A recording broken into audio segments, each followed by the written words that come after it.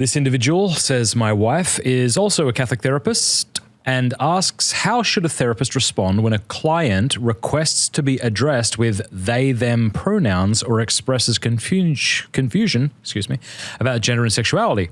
Given the ethical responsibility as a licensed professional to respect the client and avoid any form of conversion therapy while also holding a Christian commitment to will their good. So it sounds like this is a therapist asking you what to do. Right. Well, yeah, that's hard. I know for myself, and I don't have a lot, as a Catholic therapist, I don't so much have clients who identify as trans. I do have some. I'm mostly working with families that are working through having a child who identifies as trans. So I see that mostly. I myself feel okay with using whatever name they're coming to me with, even if, whatever. If they say, like my name is Tiffany. Yes. Starfish. Yes. I mean, I think because I would do that with anybody, like anybody that came to me and said, hey, my name is blah. Yeah. I'm not going to say no, it's not. But but I'm not comfortable using a pronoun like he or she if that's not related to their actual biological sex. I'm not comfortable with that. I myself, I'm fine with saying they. Mm-hmm. I know grammatically there is a space for a singular plural, if you will. It's a bit unusual, but I'm more comfortable doing that. So I will typically, if I have to, say they. Because otherwise it's problematic. Like if I'm doing EMDR with somebody and we're working through a process and I need a pronoun, it will disrupt the therapy if I'm stumbling with a pronoun, right? And it's like it would get in the way. So I don't want my own beliefs in this regard to actually get in the way with helping this person, even if I myself might have an issue with this whole, way of expressing gender. So whoever this therapist is or their husband or spouse, it's a very tricky scenario because we're there to help people. And that's the other thing too, right? Because if you were just to say, well, I don't care if it makes you feel uncomfortable, I'm going to call you what your actual sex is. Right. And there might be times where that is exactly what you should do, and yet you want to help them. And so what are you going to do? Just let them go see any therapist who's okay with the transgender insanity? And right. Well, there's that. But I think that there's also what is my goal? Is my goal to change their point of view? Is it really my goal is to help them? If I'm being hired as their counselor, my goal is to help them with their mental health. That's my point. That if they then open up to you and trust you, right, and they then might be healed of. Well, this it's way possible, of viewing themselves. And it's possible that there will be a change, but nobody changes when somebody hits them over the head even if it's the truth. And yet, I mean, we're not to lie, are we? So suppose you had a fella named Tiffany. And he says, I need you to tell me that you know that I'm a woman. Surely you wouldn't lie to them. Right. So there I would go, why is that, do the therapist think, why is it important for me to affirm this for you? What part of you? Well, speaking of parts, here's a good question. This individual didn't know what we were going to be talking about, but he or she asks, what can we do for parts of ourselves that feel too dangerous to consciously conversate with? For example, exiles who are really furious or strongly desire something disordered. Thank you. Right. Well, I think with doing that within the context of therapy with someone who understands parts work, like a trained parts work therapist, is probably where you would want to do it. Because I think we're not able to be always perfectly objective with ourselves to kind of do that. I think if you're doing this a lot over time, you will do this work for yourself. This is what's great about it, is that you learn the skills to be able to work with your own part on your own. You don't always need a therapist to help you. But if you're dealing with something like that, where you feel like, hey, there's a part of me I'm afraid of, there's a part of me that is simply overwhelming to me, then a therapist can help you with that. Because really, my experience is these parts that are frightening, these parts that might show up as a dragon wanting to blow up, right? the entire town are never that. Once you pull away the curtain, they're almost always a hurting child. That is so funny you said that, because my wife and I have been open about this, so I'm not divulging anything she wouldn't want me to.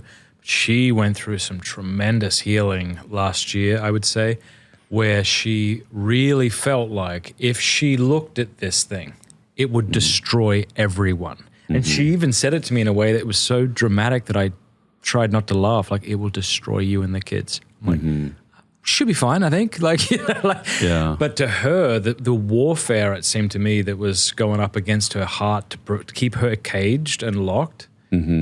But just what you're saying, that when she was able, with the help of a therapist, to look at that, so much beauty came from it, so much healing came from it. Yeah. So it makes sense that we're scared of those parts, but they're not they're almost always, it's a defense mechanism. It's like think about an actual child who is out of control in some way, like is being, aggressive. Well, it's always a way to cope with something. And so but just yell at the child or shove it into a room and close the door. It's never going to get better. But you actually get down to eye level with that child and be like, I see you. What's going on? It opens up, it melts. It always melts. People will melt when they're loved. This individual says, for people who struggle to sit still and pray meditatively and prefer to pray via already established mechanisms like the rosary, how do you suggest that persons begin to establish a good routine for talking to God meditatively? Yeah. Well, I think there's a lot we can learn, right, from just basic meditation practices. But I also think we need to understand what it is about being calm or being restful that the system can't tolerate, right? I mean, I know sometimes for some people say, oh, it's my ADHD or I'm just fidgety or something. But I actually think our bodies are wired to be tense or be on edge or be ready to go when needed. We're supposed to, at certain points, it's very important, but we're not meant to be that way all the time.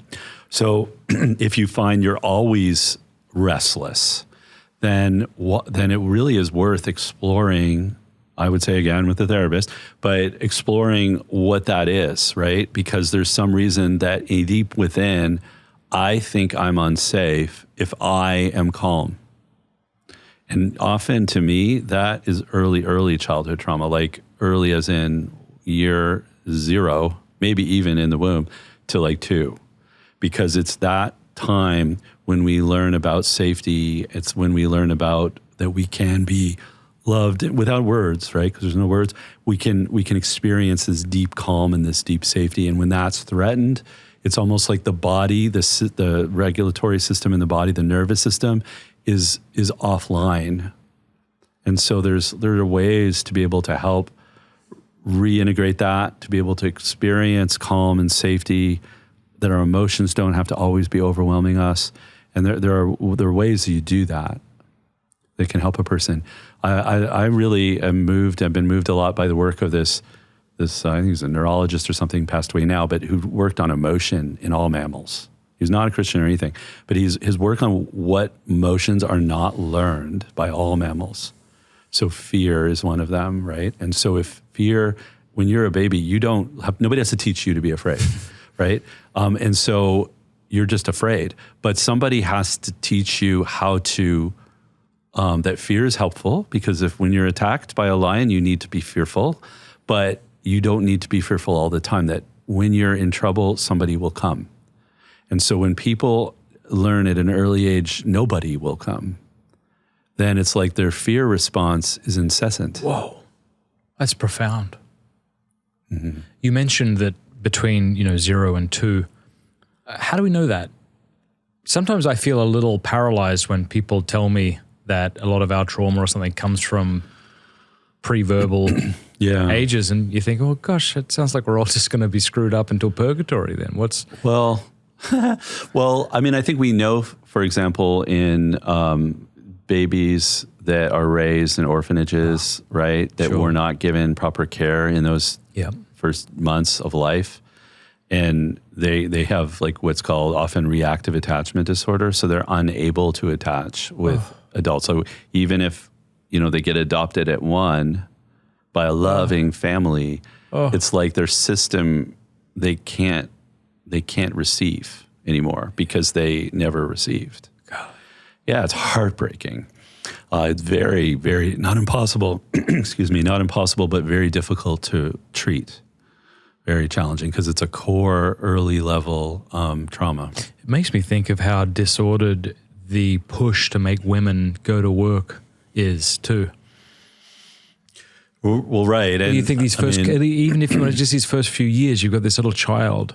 Right. And that I think all of us have sort of just been lied to, that no, it'd actually be better if they went to pre-kindergarten or something before that. The main thing is that somebody is caring for them. No, and if it's that's not the main thing. Because the main in the thing past, is that their mother is there for them. Well, their mother. And their father. Ideally. But a lot of times when the mother dies, a grandmother comes in or somebody, an aunt comes in. Like, so as long as like a child needs to feel safe. I agree that they need to feel safe, but clearly the mother is the priority and the father. And I would think at that age, the mother. Right, ideally, and that even if the mother's, see, the fact that you'd have to use an analogy from, but sometimes the mother dies and then the grandmother comes in, but that's clearly unideal, not ideal. And I'm not expressing myself I would well. generally speaking agree with you in that ideally the mother should be the person. But if there are situations where the mother is not a good caregiver, right? Like there are situations